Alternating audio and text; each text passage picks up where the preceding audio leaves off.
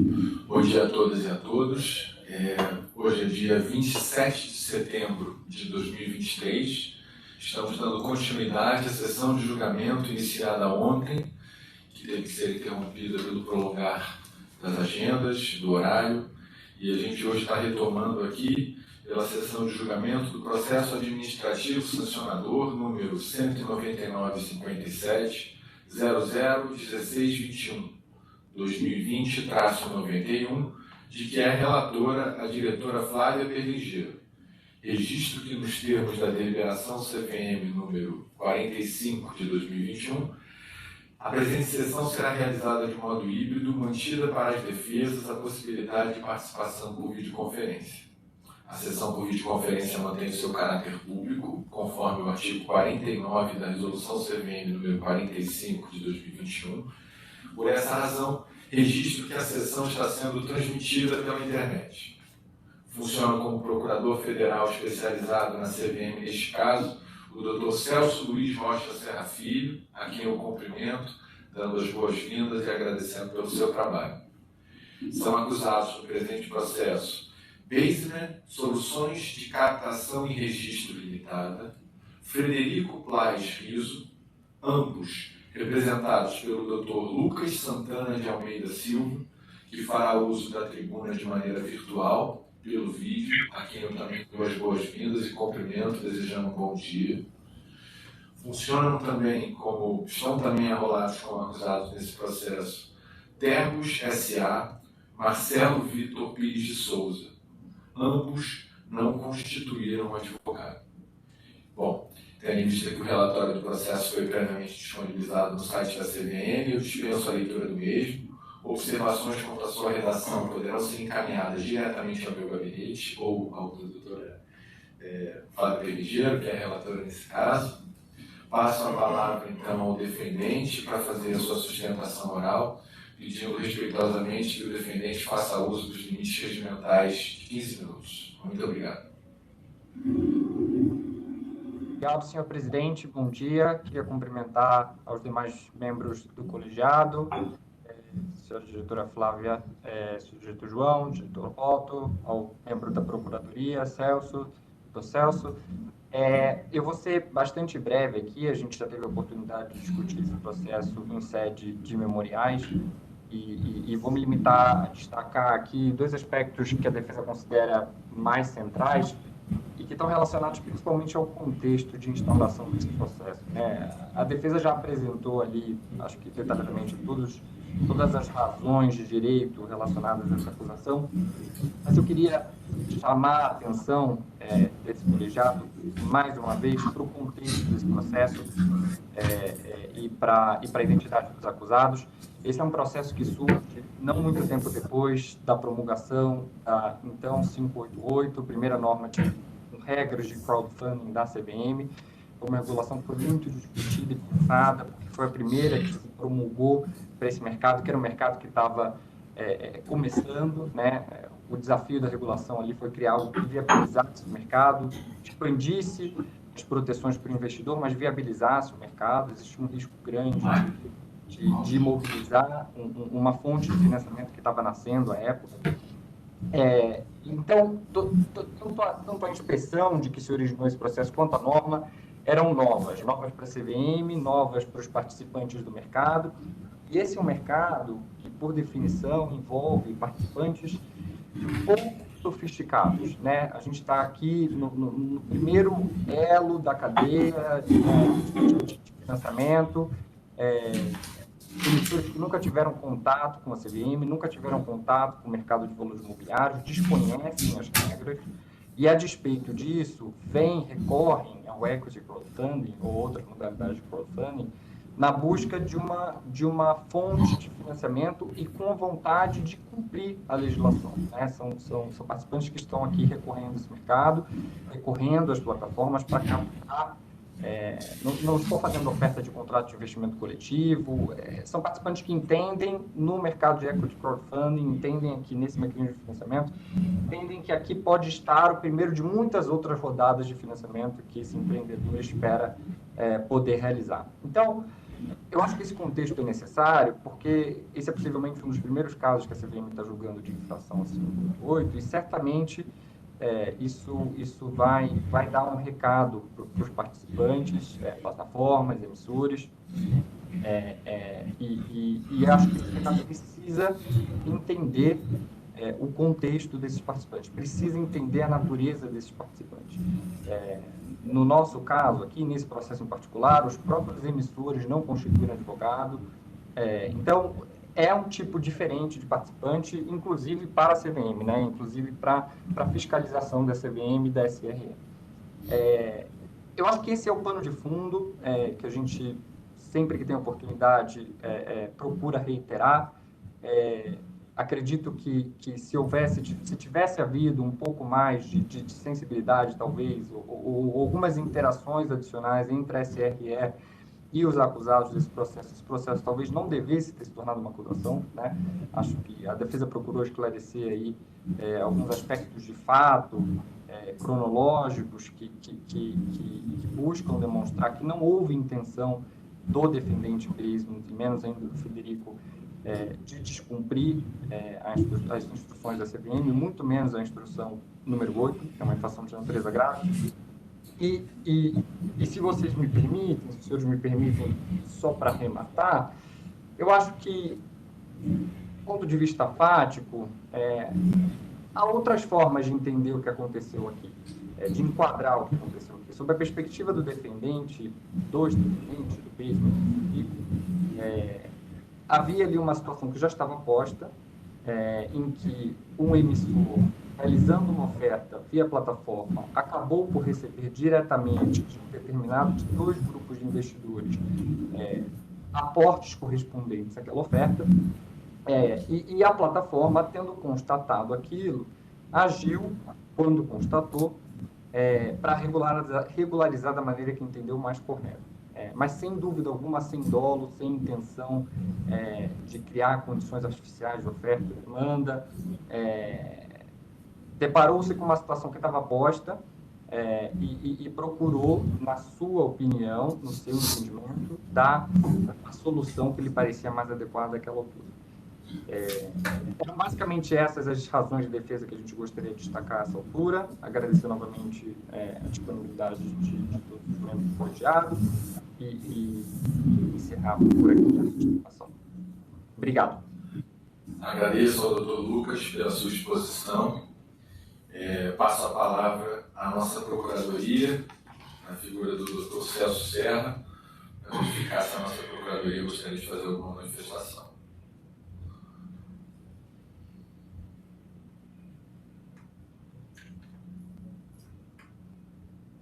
Celso, você está no mudo.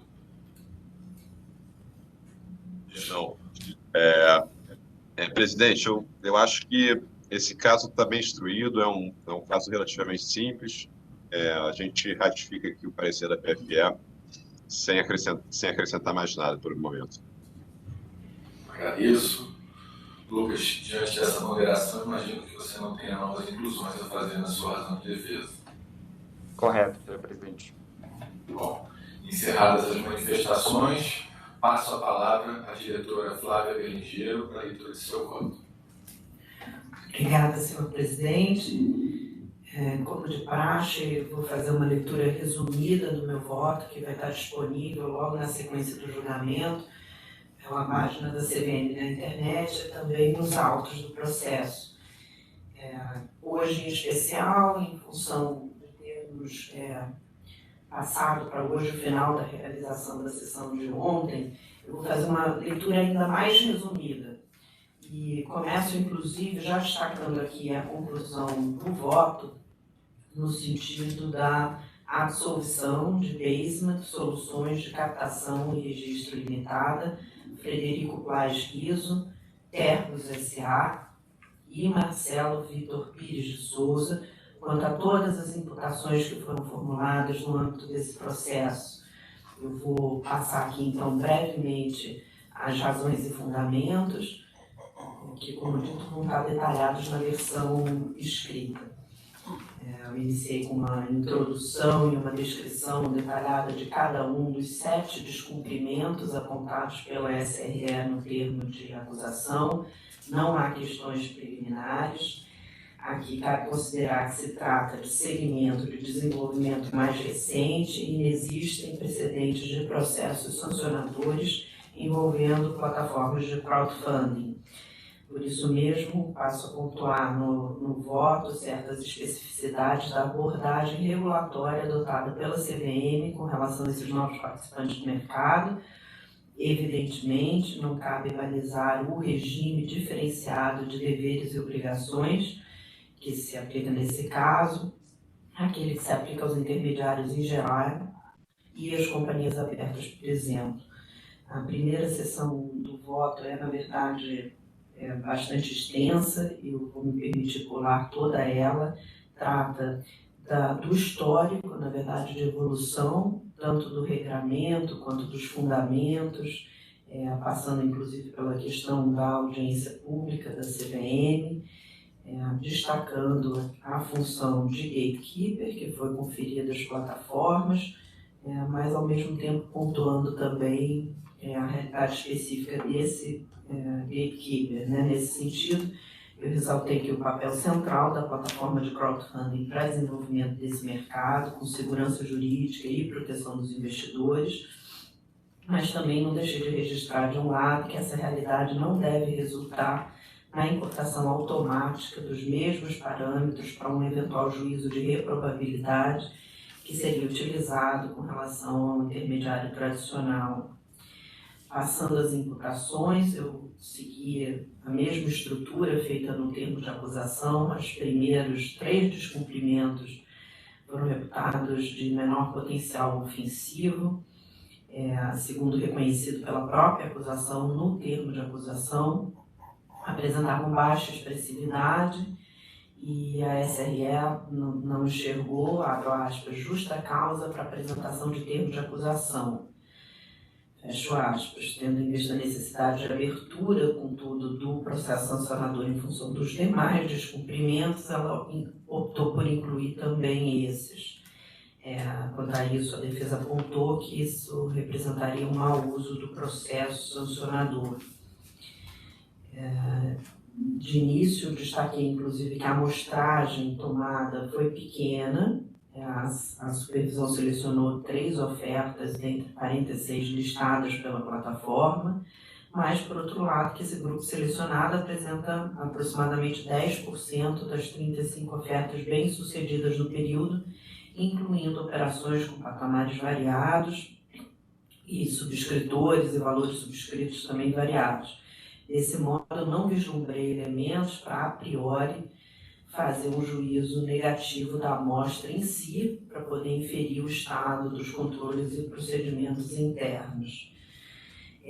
Com relação ao fato dessas infrações terem sido incluídas no termo de acusação, ainda que por razões mais procedimentais do que pela gravidade vista pela acusação, entendo que, diante de um conjunto de constatações que envolvam infrações em amplo espectro de potencial reprovabilidade, das mais graves às mais leves, cabe reunir todos os elementos colhidos no mesmo PAS, permitindo que o julgador possa, em sua análise, ter uma visão mais abrangente do que aconteceu, inclusive com informações que podem, ao final, ser favoráveis aos acusados.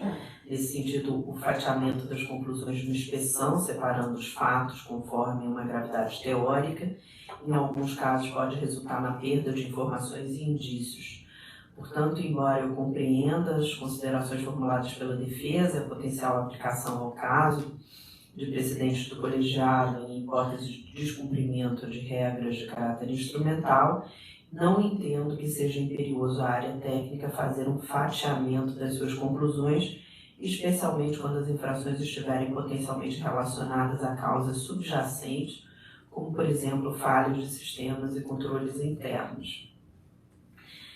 De todo modo, abordando no mérito a questão do descumprimento 1, que estava associada à inobservância do prazo máximo de captação de 180 dias, Eu entendo que sem um aprofundamento investigativo para identificar as razões dos atrasos observados, que foram poucos e por período muito curto, os autos carecem de elementos que permitam, por exemplo, suscitar outras hipóteses explicativas, além de mero erro operacional. Então, conjugando o fato de terem ocorrido por poucos dias, a falta de informação sobre o que deu causa, concluo de todo modo que não apresentam materialidade delitiva a ensejar a aplicação de penalidade administrativa. No que diz respeito ao descumprimento 2, esse é pertinente à não obtenção de declarações de 3 investidores, eu chego à mesma conclusão quanto à ausência de materialidade delitiva para amparar a aplicação de penalidade.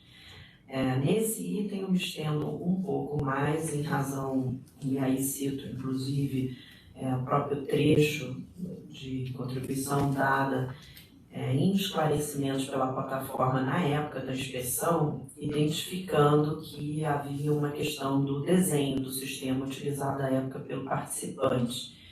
Então, até por raciocínio lógico, embora o caso tenha permeado 3 declarações, essa falha no sistema ela teria repercussão, possivelmente com relação às outras operações também. Entretanto, destaco que a acusação não formulou a imputação de responsabilidade por falha sistêmica nos respectivos procedimentos e controles internos, e sim centrou-se no descumprimento com relação a, abro aspas, 3 investidores, fecho aspas, carecendo assim, a meu ver, de materialidade delitiva, também nesse caso.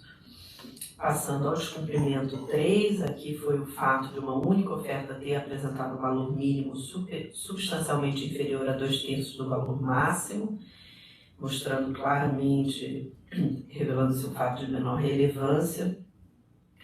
Concordo com o juízo de pouca expressividade de lesão ao bem tutelado e reconheço a falha, baixo potencial ofensivo, não devendo receber reprimenda estatal em sede sancionadora.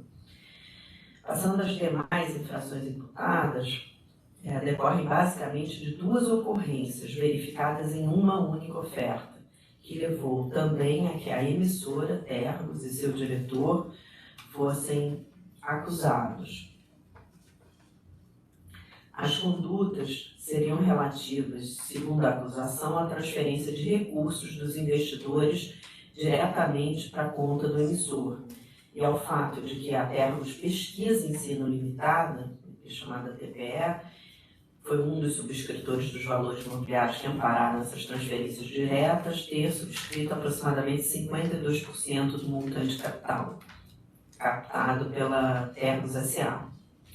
Por sua vez, a atuação de Basement ao lançar nos seus sistemas, posteriormente aos fatos, os registros relativos aos investimentos, foi uma medida adotada para regularização quanto ao referido fluxo financeiro. Teria gerado, segundo a acusação, alguns descumprimentos adicionais e tornado o participante ativo de alegada criação de condições artificiais de demanda pela emissora. A partir desses 2 fatos, a acusação concluiu que diversas regras da 588 teriam sido descumpridas, bem como que teria havido prática de conduta vedada pela Instrução 8. Segundo a acusação, tais transferências seriam irregulares, basicamente por não terem observado a vedação imposta pela 588, pois teria havido a entrega de valores provenientes da oferta investida antes do encerramento e confirmação do êxito da oferta, o que é proibido. Ainda eu descrevo as demais infrações que disso decorrem, e passa a questão da análise dos autos. Não que haja prova nos autos de que a plataforma tenha praticado ela mesma atos de distribuição em relação a certos investidores que foram abordados, segundo o relato contido nos autos pela emissora. Nem tampouco que ela tenha influído, participado ou anuído com tratativas bilaterais de termos e alguns investidores por ela conhecidos, para que transferissem os recursos. Também não se tem mais elementos de informação de culpabilidade de Basement em não dispor, em um dado momento, de dados sobre movimentações financeiras bilaterais. A proposição de responsabilidade no caso parece estar assentada principalmente na medida adotada pelo participante de mercado após ciência da participação de outros indivíduos, no processo em questão. Dessa forma, a questão deve ser analisada primeiro sob a perspectiva de saber se as reuniões promovidas por termos com investidores, entre aspas, conhecidos, usando a expressão adotada pela própria acusada, configurariam uma oferta privada ou se seriam apenas esforços de promoção de uma oferta pública por meio de encontros e reuniões com potenciais investidores, o que era lícito. Se configurasse uma oferta privada, sua consolidação no ambiente da plataforma, segundo a tese acusatória, teria resultado em diversas infrações, e aí descrevo essas infrações, todas as imputações aqui feitas pela SRE, que vou deixar de fazer a leitura, passando aqui ao aspecto central, que é a questão das condições artificiais de demanda. O que, a meu ver, não há elementos com base no conjunto probatório trazido aos autos para concluir que Baseman teria atuado para criar condição artificial de demanda e provocar, direto ou indiretamente, alterações no fluxo de ordem de compra e venda de valores imobiliários na oferta realizada por meio da plataforma. Entendo nesse particular que a acusação decorre de liame frágil que não foi devidamente comprovado. Cabe considerar o contexto de que se trata quando diante de uma oferta pública realizada por meio de plataformas de crowdfunding. A regulação não proíbe que ofertas públicas e privadas nesse contexto sejam realizadas de forma concomitante, nem desautoriza que uma oferta pública distribuída por plataforma eletrônica possa ser promovida também por reuniões e encontros entre emissor e investidores potenciais, conhecidos ou não. Como é comum, as empresas em estágios iniciais de desenvolvimento, várias rodadas de apresentações são realizadas a diferentes públicos em diferentes etapas de sua jornada. E aí eu passo a descrever um pouco essa questão do ambiente das startups e os empreendimentos nascentes, dando atenção aqui para argumentos apontados pela defesa, e, no final, concluindo que os elementos contidos nos autos não permitem, a meu juízo, reconstituir com precisão o que de fato ocorreu no caso concreto, em 7 de julgamento. Considero que a acusação formou uma convicção no sentido de vislumbrar ter ocorrido oferta privada a partir dos dados das transferências e de declarações das partes que mencionaram que os investidores eram conhecidos, mas não reuniu nos autos um conjunto de evidências que pudesse elucidar, por exemplo, quem eram esses investidores, qual sua efetiva relação com o emissor, como foram contatados, que informações foram prestadas durante os encontros, o que lhes foi ofertado ou pedido e quem participou efetivamente das reuniões, entre outros exemplos. A instrução 588 admite que a emissora, bem como a plataforma e pessoas a elas ligadas, divulguem e promovam a oferta por meio de contatos, encontros, eventos presenciais ou pela rede de computadores, observados alguns requisitos, de modo que o fato de alguns investidores serem conhecidos não teria, ausente outros elementos, o condão de transformar a divulgação da oferta pública numa oferta nova, dessa vez privada. Mais uma vez, eu passo por todos os argumentos trazidos pela defesa nesse ponto. Entendo não ter sido provada a criação de condições artificiais de demanda, que a imputação não merece subsistir a nenhum dos que dela foram acusados. Cabe pontuar adicionalmente que tal acusação em relação à plataforma e seu diretor responsável parece ainda mais frágil, porque se assentaria apenas na decisão de incorporar em seu sistema registros de investimentos de alguns subscritores, quando Baseman tomou conhecimento a posteriori. Ademais, no que se refere à emissora, a participação de potenciais investidores conhecidos até a participação de acionistas, por si só, seria automaticamente comprovação de que houve uma demanda artificial. É comum que investidores avaliem o quanto os próprios fundadores e os sócios acreditam no empreendimento na fase inicial, dispondo de capacidade patrimonial e que investam também seus próprios recursos, acompanhando o aporte de terceiros. Nada havendo que obstasse que TEP ou qualquer outro investidor conhecido aportasse os recursos na oferta pública. Resulta frágil a acusação de artificialidade escusada nesse fato. Concluo, portanto, que não merece acolhida em relação a todos os acusados do descumprimento da Instrução 8. Com relação às demais infrações, seguir também a mesma linha aqui, a mesma ordem do termo de acusação e entendo que não tendo restado comprovada a criação de condições artificiais, não se pode descartar, né, apenas por esse fato, a imputação com relação às outras irregularidades. Mas considero que não há elementos nos autos para concluir que a avaliação realizada pela plataforma não tenha sido adequada. Não havendo notícia de ter sido distribuído e nem foi alegado qualquer material diverso do autorizado para distribuição pública, é de se supor, e não há elementos de prova nos autos que melhor esclareçam o que ocorreu nessas reuniões.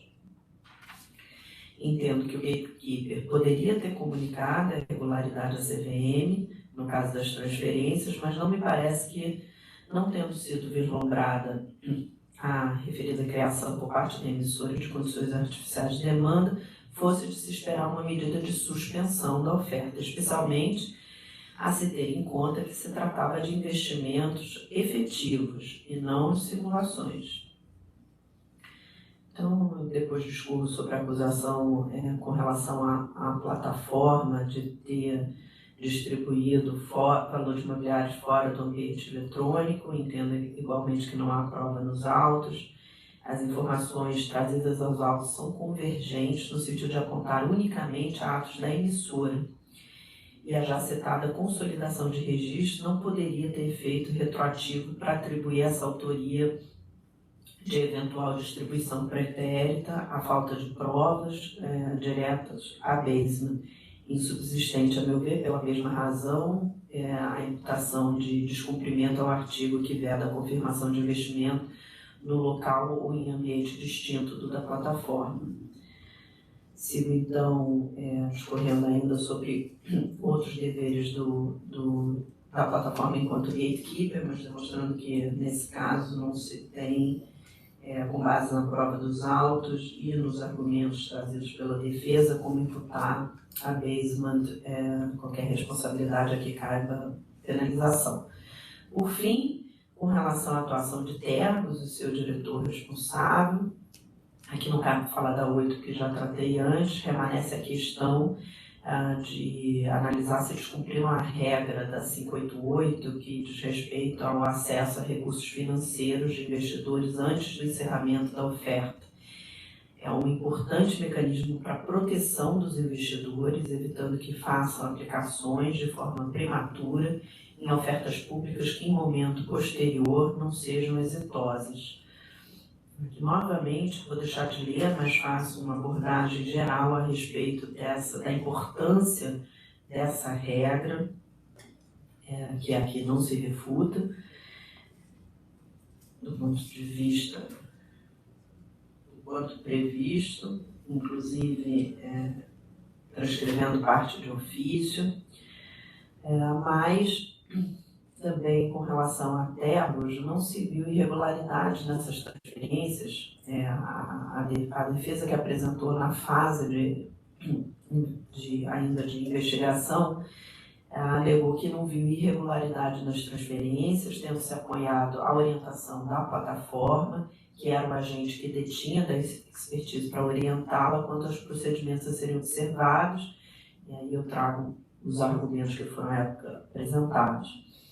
Como não se dispõe de mais elementos de informação acerca das negociações e a reconstituição do que ocorreu, como já pontuado, pode ser feita apenas a partir das declarações dos acusados, que nesse particular se mostram convergentes. Houve, de fato, uma falha procedimental, que resultou em 10 investidores efetuarem depósitos anteriormente ao encerramento da oferta. Entendo, todavia, que a Tergos atuou com transparência e permanente diálogo com a plataforma e seguiu suas orientações.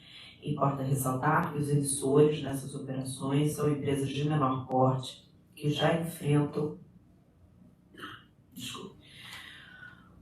uma série de dificuldades, não apenas de captação, mas que, em regra, afetam os pequenos empreendedores no país.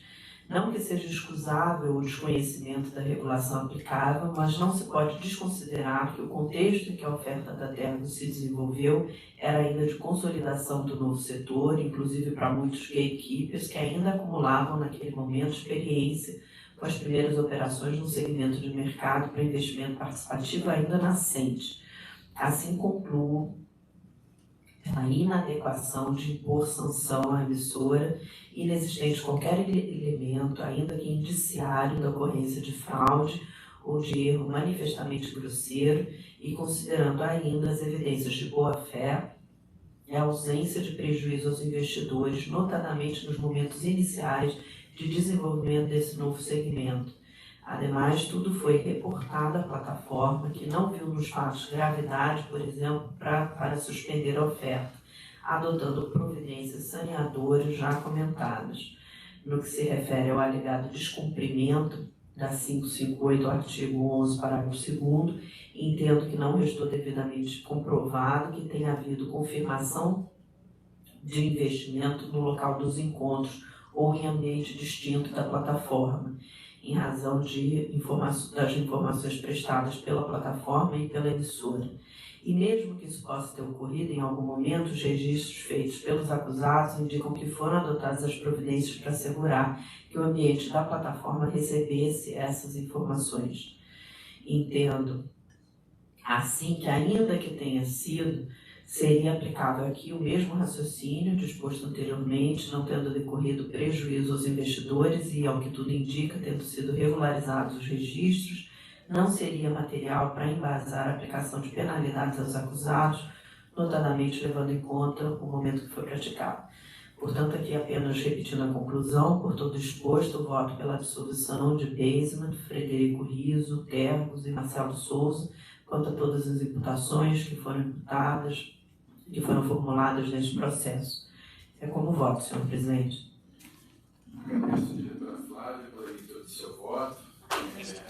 Dando prosseguimento aqui às nossas formalidades, como voto, diretor João Acioli. Presidente, eu cumprimento a diretora Flávia pelo voto, a defesa pelo trabalho feito e eu acompanho integralmente o voto. Certo, mas a gente vai deixar. Senhor presidente, bom dia a todos. Eu acompanho o voto e parabenizo a diretora relatora. Obrigado, diretora Lobo. De igual maneira, eu acompanho o voto da diretora e, portanto, eu posso aqui proclamar o resultado, informando que todos os acusados foram aqui absolvidos e que, em razão do disposto no artigo 29, combinado com o artigo 34 da Lei 13.506 de 2017, a decisão por absolvição transita em julgado na primeira instância, sem a interposição de recurso de ofício pela CVM do Conselhinho. Agradeço a todos e declaro encerrada a sessão. Agradeço. Boa tarde. Bom dia.